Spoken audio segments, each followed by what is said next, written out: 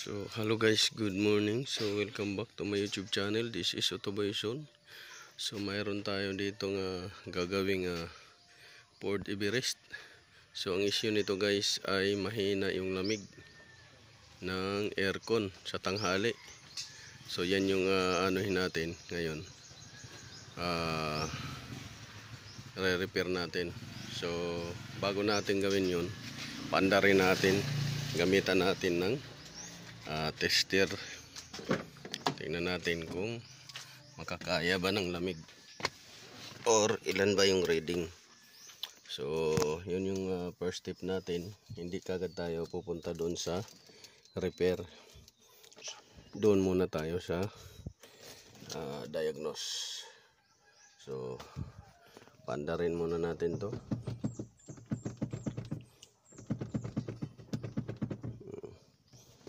Pandar.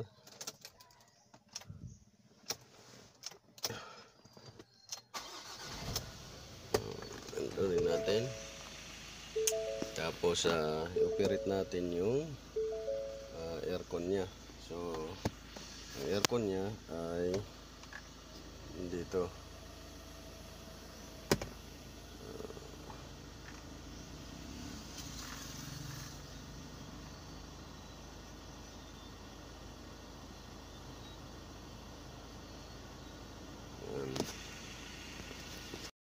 So ngayon guys,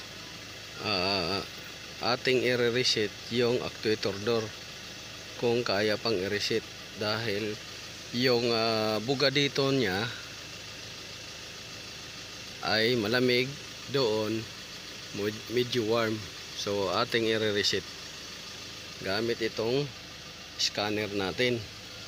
So dalawa ang pag-reset nito, pwedeng manual, pwedeng computer. So dito tayo muna sa computer, ating i-reset dito. So sa computer muna tayo mag-reset ng aircon, actuator door. So yan yung reset natin.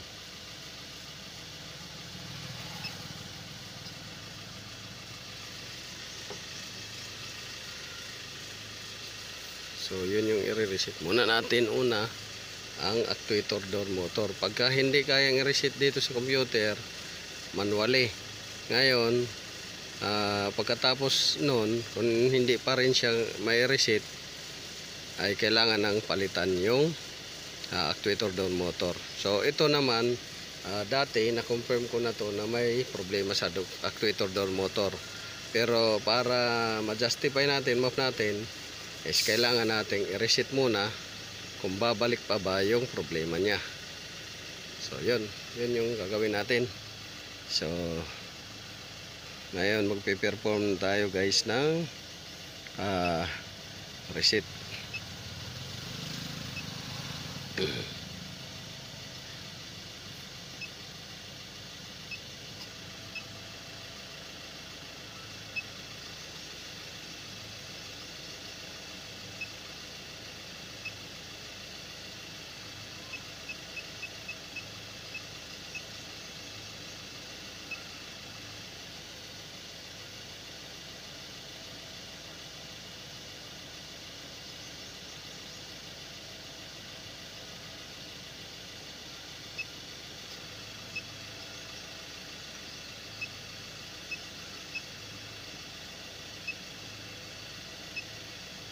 So ayan, ni-reset na natin yung actuator door motor.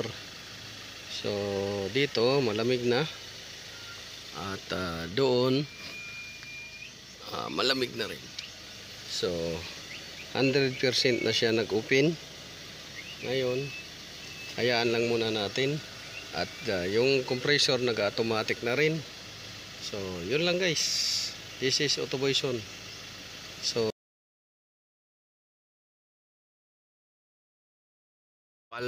final test natin yung ginawa nating Ford Everest.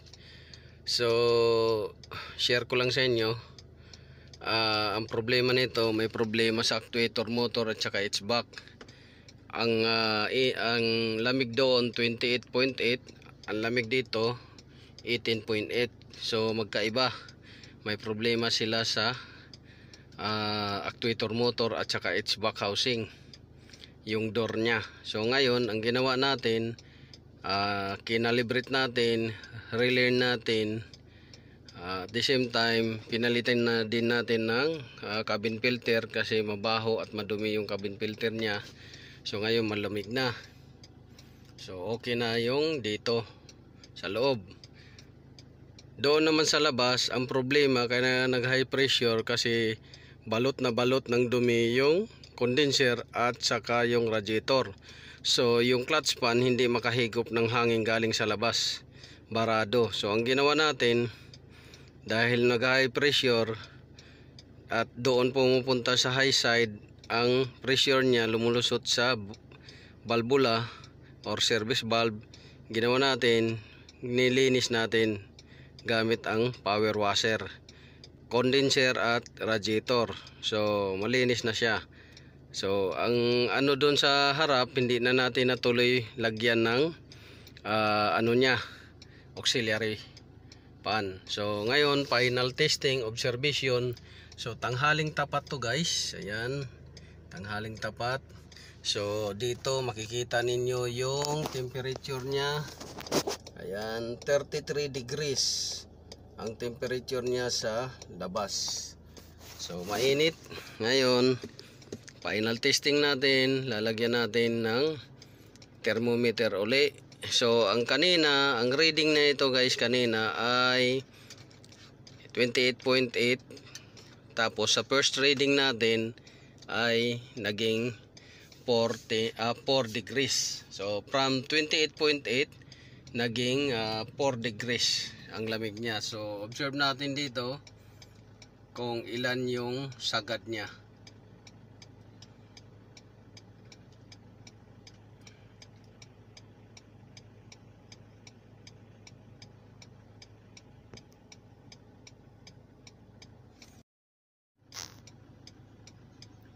So ngayon guys, tingnan natin yung final ano niya. So 5.3, bumababa pa. So yung kanina 4 degrees ang last na ano niya. So ngayon titingnan natin kung bababa pa siya. So nag-cut off ngayon yung compressor kaya tumaas konti. Ayun. So 4.9 siya pag nabilad sa araw. So pag nasa silong siya ng mga puno, 4 degrees. Pag nasa labas, 4.9. So bumababa pa. Ayun, taas na naman, nag-cut off ang ano, compressor. So yun yung ano niya dito sa passenger. So lipat natin dito sa may driver side. So yan, check natin ilan ba. So ayan, parang hindi natin maklaro. So yan. So 5 degrees. 5 degrees, bumababa pa. So liko natin ganyan, liko lang natin ganyan para makita kasi hindi makita. So 5.3 ganyan.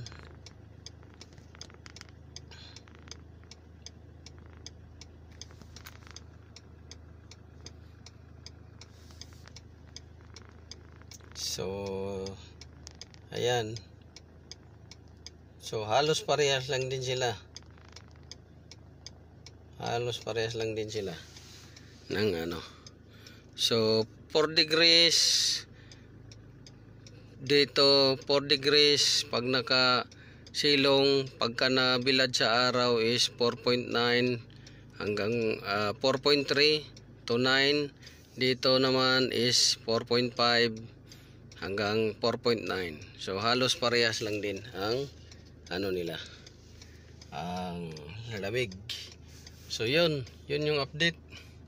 So dito yan, sobrang init kasi nung dashboard na to. Yan, mainit siya. Pag nainit ngayon, yung dampi dito talaga ng ano, yun yung nakaka-feel ng minsan sinasabi na mainit. Pero malamig naman yung buga. Yan. So sa mga may sasakyan, ang gawin ninyo, bumili lang kayo ng carpet dito na panglagay dito para hindi gaanong mainit. So yun guys, update natin sa final testing natin.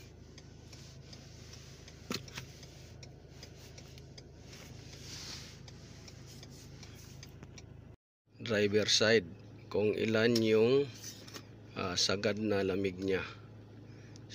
So sa driver side tayo, hindi natin makita. So itaas-taas natin ng konti itong ating tester. Taas natin, hindi makita.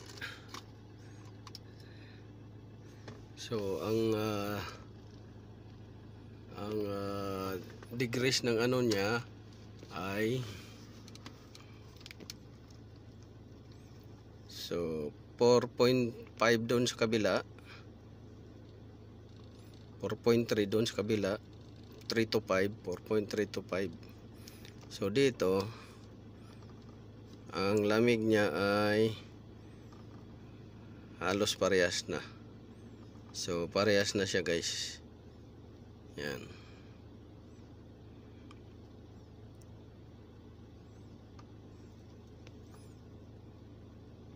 So bumababa pa. Halos 3.9 degrees yung lamig niya. So yan. So na-confirm natin na may pagbabago sa lamig. So from 28.8 degrees down sa 4.3 degrees. Ito 18 degrees 0.8 down sa 3.9. So ngayon i-reset natin yung actuator niyan para magbalanse siya, dahil hindi balance yung buga. So yun, abangan nyo lang guys.